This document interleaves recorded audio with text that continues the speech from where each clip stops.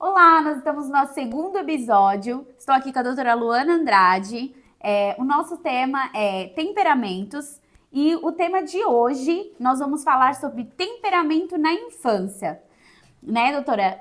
A infância aí que é gerada, né? É formulada aí, Sim. que a gente consegue ver ali alguns traços. Mas o que eu quero perguntar para você, nós já nascemos com esse temperamento? Então, levando em consideração que os nossos temperamentos são aspectos da nossa personalidade, no momento da infância, ele está em processo de construção. Tá. Então, a criança está ali no ambiente, né? E o determinado ambiente que ela está inserida é o que vai trazer pontos específicos, né? Do jeito dela, de como ela se comporta, de como ela age. Então, tá mais relacionada ao ambiente que ela tá ali, né? Que ela foi criada, né? E o que ela tem recebido desse ambiente. Então, como que é a rotina familiar, como que é os pais, como que essa criança é tratada, quais que são as redes de apoio dela, como que é o ambiente escolar. Então, tudo isso vai interferir na forma que essa criança se relaciona, né? Sim. E partindo também pelo jeito que ela formula tudo que está à sua volta, é que vai definir alguns pontos, a gente já pode observar no momento da infância, assim como a personalidade, né? A gente já consegue ele observar, olha, fulano ele é mais assim, ele é mais específico nessa área, ele tem mais habilidade nisso. Então, na infância a gente já consegue observar muita coisa. E é muito importante para todos nós, né, que estamos convivendo com crianças, principalmente para os pais, que estejam atentos ao ambiente que essa criança está inserida. Certo. Tá? Então, o que eu ia perguntar é que às vezes a gente olha assim, né, a criança, e a gente fala assim, olha, mas essa daqui puxou mais pra mãe do que Mais pro pro pai. Sim. E isso daí, como que isso é definido? Então, isso é basicamente definido de como que essa criança formula dentro de si o que ela tem recebido do ambiente. Então, é basicamente, vamos usar os exemplos dos seus filhos, pode ser? Claro, com certeza. Aqui nós temos Né? 3 temperamentos totalmente Totalmente diferentes. diferente, né? Então, você já consegue observar no seu ambiente familiar que o seu filho tem mais características sua ou do seu marido, né? E você consegue perceber ali as diferenças. Então, provavelmente, essa criança vivenciou, né? E começou a processar dentro de si tudo aquilo que ela vivenciou no ambiente, que vai determinar o comportamento dela. Então, tudo que a gente faz, tudo que a gente fala, né, atinge diretamente as nossas crianças. Sim. E você que já trabalhou, né, nessa área de psicologia infantil, eu queria que você falasse um pouco sobre essa área, né, na realidade, e como que você já lidou, assim, um exemplo de alguma situação baseado em temperamentos. Boa. Vamos lá. Eu trabalhei durante 5 anos, né, como psicóloga infantil e desde o início, no meu período da faculdade, eu sempre quis ir para essa área. Então, a partir do momento que eu me formei, já fui para a área infantil. E tenho um amor imenso por essa área. Eu acredito que quando a gente trata uma criança, a gente cuida da criança, provavelmente ele vai crescer um adulto, né, um adolescente mais saudável. Então, a responsabilidade de nutrir a criança com informação, né, com aprendizagem, somos nós. A responsabilidade é do adulto, né? Então, em alguns casos a gente pode observar, aquela criança é um pouco mais agitada, né? Aquela criança está sempre correndo, está sempre pulando. É uma criança que é mais extrovertida, né? Provavelmente essa criança vai ser mais tendenciosa ali a ser um sanguíneo, né? Uma criança mais impulsiva, que fala, que grita, né? Que age de uma forma mais espontânea. Então, já podemos observar ali algumas características, né? Sim. E em casa também, no convívio ali com a criança, a gente já consegue observar muitos aspectos, né, que estão relacionados ali à personalidade e a como ele se comporta. Tem uma coisa interessante, né? Eu vejo que o Matheus, eu acho, né, ainda nessa formação, eu vejo ele, assim, uma criança melancólica. Só que aqui em casa a gente já é melancólico. Eu vejo ele um pouco de melancólico com fleumático aí. E E você acha que, tipo, isso influencia, por exemplo, a minha mãe, ela é melancólica, ela tem essa característica. Você acha que o Matheus, ele observava muito mais ela e por isso que ele aderiu a essa característica? Ele Porque teve nos por momentos, muito tempo muito contato com sua mãe?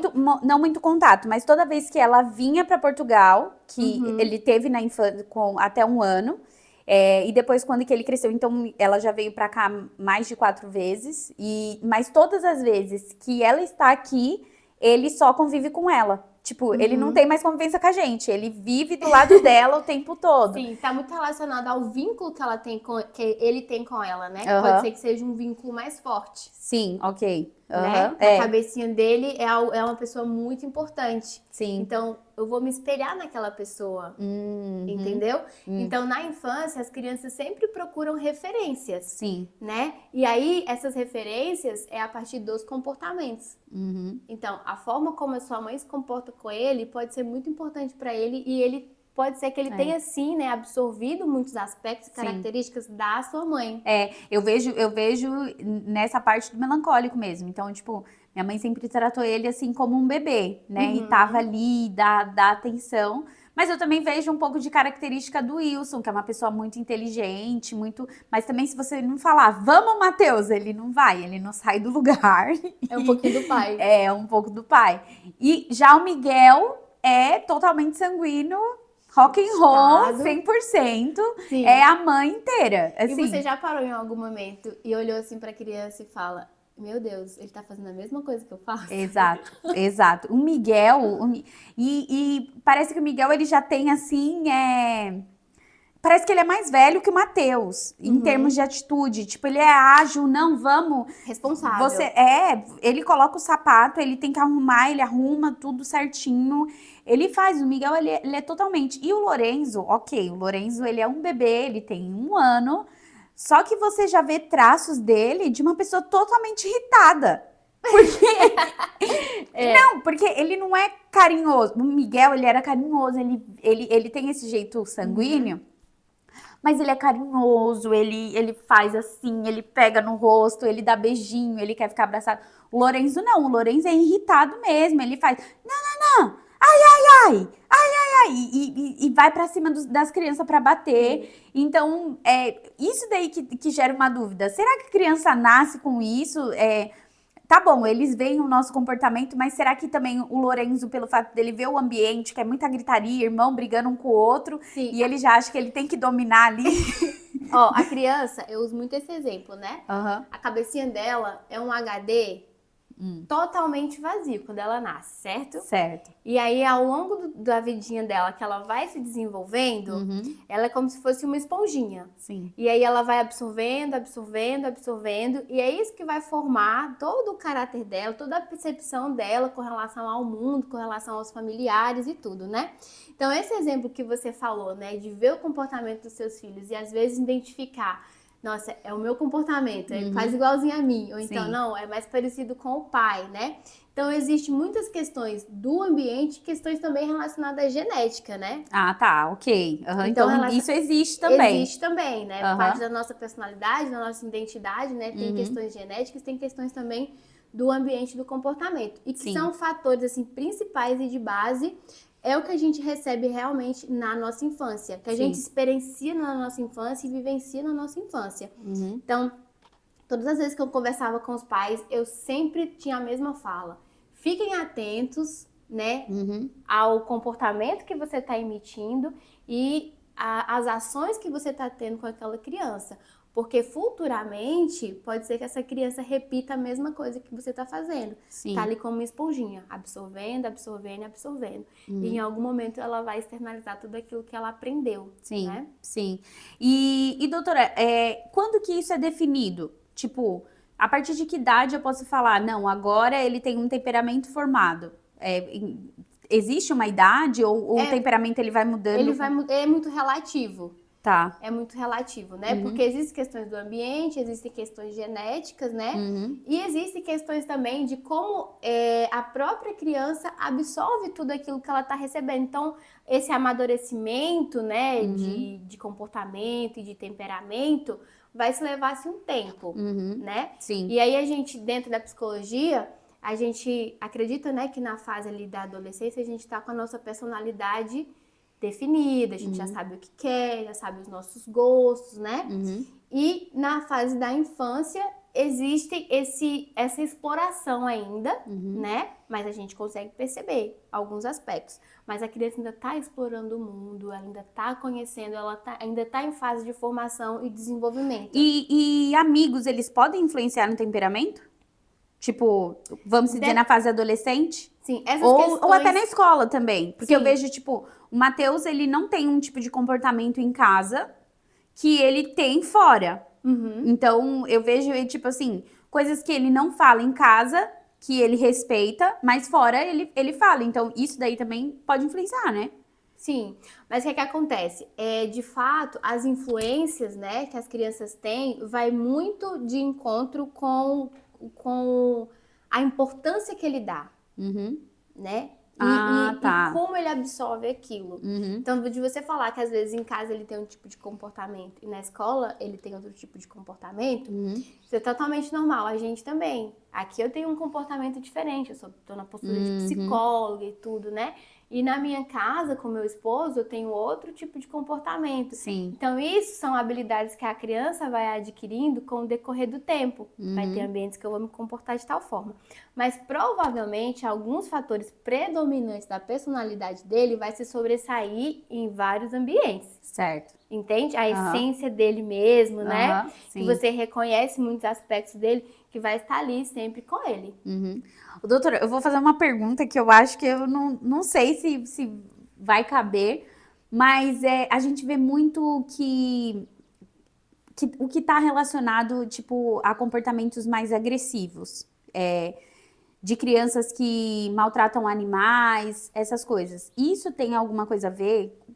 Fala um pouco dessa parte, se você puder falar. Se a criança é um pouco mais agitada, mais agressiva. Não, eu digo aquelas crianças, porque a gente vê, tipo, e que no futuro ela pode se tornar, possa ter vários distúrbios psicológicos.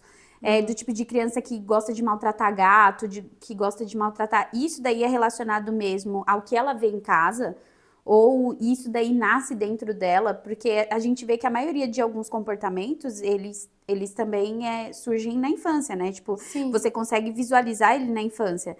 E crianças até que sofrem, tipo, muito bullying, que ela cria uma raiva dentro dela e como que essa raiva, tipo, explode, assim, de uma hora para outra? Quando se trata de comportamento, né? Quando a criança é mais violenta, mais agressiva, já tem um traço ali que as pessoas já percebem, né? Às vezes até é titulado como uma criança problemática, digamos assim, né? Mas a gente não gosta muito de usar esse termo. É uma criança que tem aspectos, né? De violência e de, às vezes, ter uma irritabilidade, né? Mais intensa, digamos assim. Pode ser...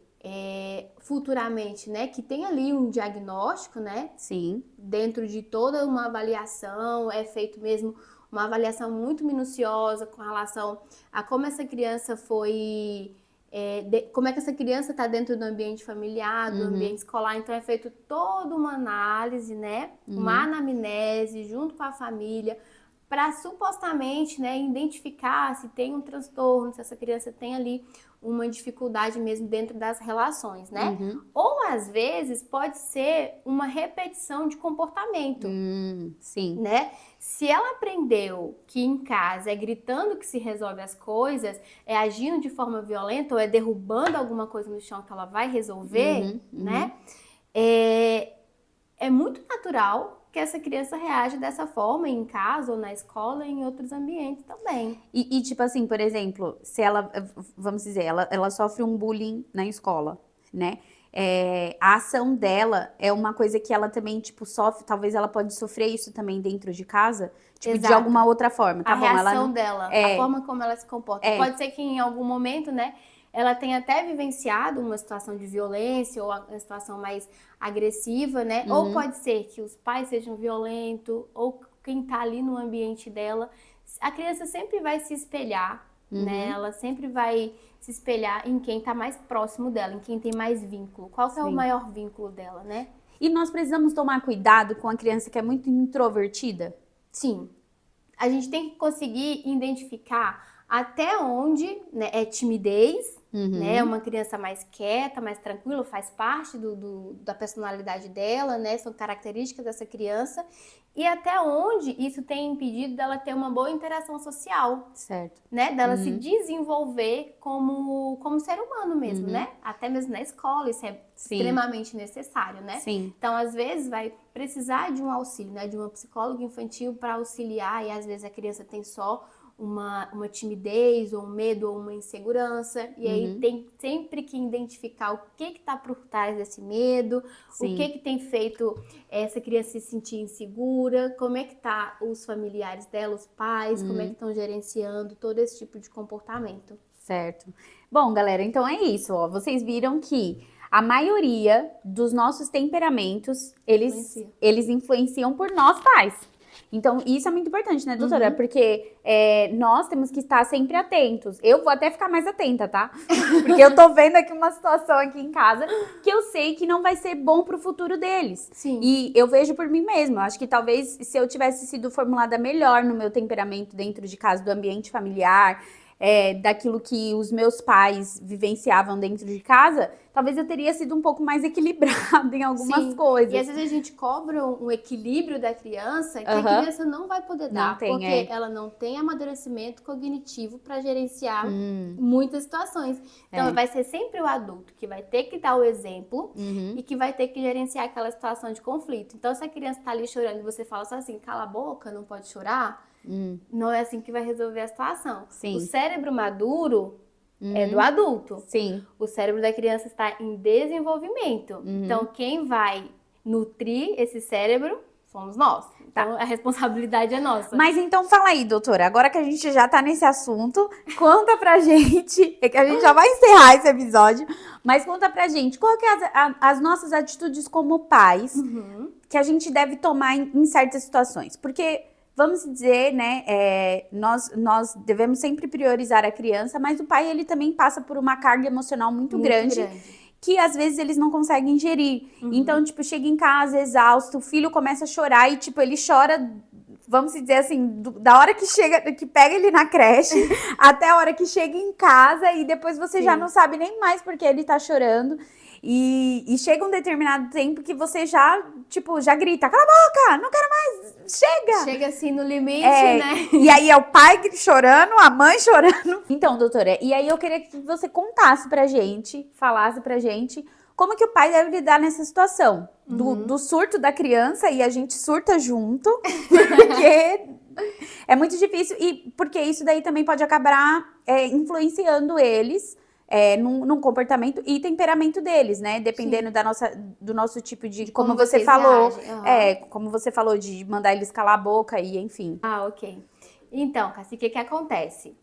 Diante de uma crise, né? Digamos assim, a criança tá chorando, o pai não sabe o que tá acontecendo. O pai já tá com a paciência esgotada. A mãe, então, que já passou o dia inteiro numa rotina exaustiva, não sabe como acolher, digamos assim, né? Porque, de fato, se aquela criança está chorando, passou por um momento difícil, ela está em sofrimento. Então, não é eu vou mandar você parar de chorar, que a criança vai parar de chorar e acabou, né? O momento ideal para você acolher aquela criança quando ela tá ali muito agitada ou muito chorosa é de você mostrar que você é um adulto e que ela está segura do seu lado. Então, nesse momento, você vai ter que mostrar para aquela criança que o ambiente que ela está inserida é um ambiente seguro e que você é o adulto da relação. Foca nisso, você é o adulto da relação. Tá? Tá bem? Porque a gente acaba exigindo das crianças o que nem a gente oferece para eles. Então, e nessas situações, é o adulto que vai gerir tudo, né? Vai chegar ali pra criança. Ou então, se for uma birra muito grande... Tipo, o Miguel tem horas que eles... Gente, o Miguel, ele tem horas que ele quer o colo. Assim, eu entendo ele, porque... Ele fica chateado porque eu pego o Lorenzo no colo e não pego ele, mas eu não tenho como levar os dois bebês pra entrar dentro da creche. Então ele quer que eu leve ele no colo pra entrar na creche e eu tô com o Lorenzo no colo. E você explica isso pra ele? Então, já tentei, mas... Continue explicando. Mesmo que a Aham. criança ali, né, não entenda ainda, mas você tem que ir nomeando, Sim. né? E principalmente nomeando o que ele tá sentindo. Uhum. Filho, a mamãe entende que você tá triste. Você tá Sim. chorando. Eu posso ficar aqui um pouquinho com você? Uhum. Eu posso te dar um abraço? E oferece tudo aquilo que a criança necessita ok, boa naquela estratégia. hora. O que a gente precisa quando a gente tá chorando, quando a gente tá em sofrimento? Um abraço, De um acolhimento, Aham, né? De alguém sim. que esteja ali do nosso lado para nos acolher. Ou às vezes a criança tá em uma birra intensa que você já fez de tudo e o menino não para, né? Ele já jogou tudo no chão, já destruiu a casa toda. Sim, joga tudo, se joga no Se chão, joga no chão, senta no chão e faz fica um ali. drama, aham. faz um drama todo, E né? as pessoas olham, parece que é você a culpada. Você... Sim. Aí na sua cabeça você não entende a intensidade, por que ele tá fazendo aquilo tudo, mas na cabecinha dele faz muito sentido. Ele precisa resolver aquela situação e ele não consegue sentar. Olha, mamãe, eu tô sentindo isso, isso e isso. O que ele vai fazer? Ele vai se jogar no chão. Ele vai jogar alguma coisa no chão pra dizer: Sim. eu estou irritado, eu não estou feliz, eu estou chateado. E aí é você que vai ter toda essa noção e conversar com essa criança de uma forma assertiva. Né? Não é gritar. Às vezes a criança tá gritando e você fala: para de gritar! É, a Cassiane. Eu falo, gente. Gente, aqui é casos reais, tá? Eu falo que eu sou assim, porque eu estou trabalhando sobre isso. Porque eu vejo o quanto que isso... A minha mãe nunca gritou comigo. Minha mãe nunca me bateu. O Wilson até fala assim, você é desse jeito porque sua mãe nunca te bateu. Mas a minha mãe nunca me bateu. Nem o meu pai, nem minha mãe, nem meu pai nunca me bateram. E assim, eu fui criada, tipo, na maior mansidão. Só que eu percebo que a falta das regras também me prejudicaram. Porque eu podia fazer o que eu queria. Impulsivamente. Exato. Então, assim, isso também me prejudicou. Então, nem tudo é o como a gente quer. Exato. O que a minha mãe fazia? Minha mãe, pra suprir a sua falta pelo fato dela trabalhar no noturno no hospital, ela sempre me deu tudo que eu queria. Então eu queria ir pro parque, ela me dava ingresso pra ir pro parque. Eu queria sair com as amigas, ela me comprava todas as amigas e vinha. Ela sempre fez tudo pra tentar me proporcionar. Ela tava sendo errada? Não. Por um lado, ela não tava errada. Porque ela queria proporcionar o melhor pra mim. Só que a falta da regra também me prejudicava, porque eu via minhas amiguinhas tendo regras. Via minhas amigas que tinham que lavar roupa, lavar a louça, tipo, ajudar a mãe em casa. Eu não precisava fazer nada. Eu não precisava fazer nada. E isso daí pra mim foi algo que foi muito marcante, assim. Sim. Então, hoje, eu tenho um temperamento com os meninos que eu não deveria de ter porque eu não tive em casa. Então, assim, de ser um pouco mais explosiva. Mas eu também percebo que eu não tenho o mesmo comportamento da minha mãe, de temperamento. Talvez porque eu não deva ter convivido com ela todo o tempo, pelo fato do trabalho e tudo. Porque eu, de certo modo, eu até queria ter o temperamento dela, porque ela é super calma, ela é muito tranquila. Mas eu ainda tô trabalhando muito nisso, porque principalmente com 3, porque aí é um chorando do lado, outro chorando do outro. Aí você chora, você grita. E aí tem que cuidar do marido também, né? Exatamente. E aí o marido coopera para o bem maravilhosamente. Sim, então, e a gente tem que entender, né? Que a criança tem esses momentos e que ela precisa de um adulto pra estar ali. Se for uma birra, espera a birra passar. Na hora da birra, não vai adiantar nada. No nosso momento de fúria, de raiva, a gente não racionaliza, né? Como deve ser. Sim. Tá ali no calor das emoções. Sim. Então, espera essa criança se acalmar. Depois que essa criança se acalmar, filho, vamos conversar? Você estava sentindo isso, eu percebi que você ficou chateado com a mamãe. E aí, essa criança vai começar a naturalizar as próprias emoções. E não cresce um adulto que reprime as suas emoções. Mas isso até em uma criança de 2 anos? Sim. Como que a gente faz isso? Até para um bebê. Até na hora que você tá ali, no momento de gestação. A questão da fala da mãe, né? Já existem estudos que comprovam Gente, isso, né? né? Olha, isso é muito interessante. Conexão que você tem que ter com o feto, né? Com Sim. o próprio bebê. E aí, tudo isso, quando o bebê nasce, ele tá ali ouvindo, sentindo tudo que tá no ambiente. Eu vejo uma amiga minha, ela ganhou um bebê recentemente, fez 2 meses. E o pai é cantor. E eu acho muito interessante isso, porque a gente gosta muito de ouvir ele cantar. Ele canta muito. Só que ele não teve o hábito de cantar pra ela na barriga. Então hoje, quando que ele faz filmagem dela e ele cantando, ela, tipo, simplesmente nem liga. Assim, ela chora, ela vai procurar outra coisa, mas ela não foca. E isso daí eu Talvez acho que faz tivesse sido parte. estimulado, né? Aham. Então, são os estímulos, ficam muito fortes. Sim. Então, tudo isso é muito importante, é muito delicado e muito minucioso. E a gente pensa, pô, mas é um serzinho tão pequenininho. Tá observando? Tá observando o ambiente. Tá sendo criado ali, né, o HD. Exato. E depois, então, quando é exposto a todos os estímulos, né, do mundo, ele tá ali absorvendo. Ele tá absorvendo o que o cérebro dele tá capaz ali para absorver. Então, é de você perguntar, né, se até de pequenininho você deve falar, sim.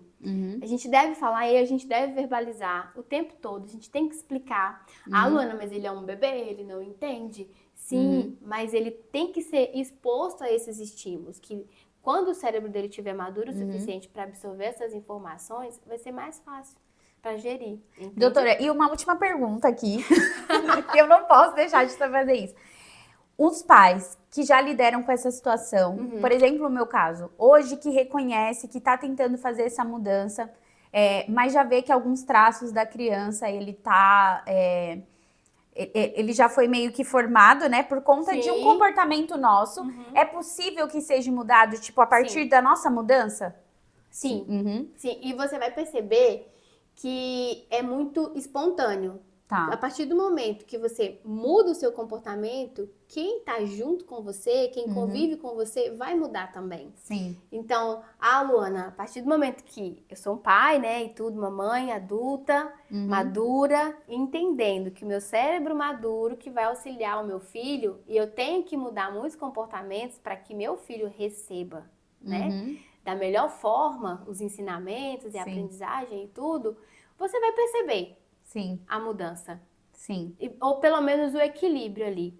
Claro que certos comportamentos não vão ser extinguidos, não vão acabar de forma instantânea. Mas você vai conseguir um equilíbrio. Assim como você conseguiu equilibrar, né, o seu comportamento, diante da sua mudança, você vai também conseguir perceber uma mudança no seu lar, na sua casa. Muito bem. É isso, galera. Nós ficamos aqui no nosso segundo episódio e te esperamos no terceiro episódio aqui em casa.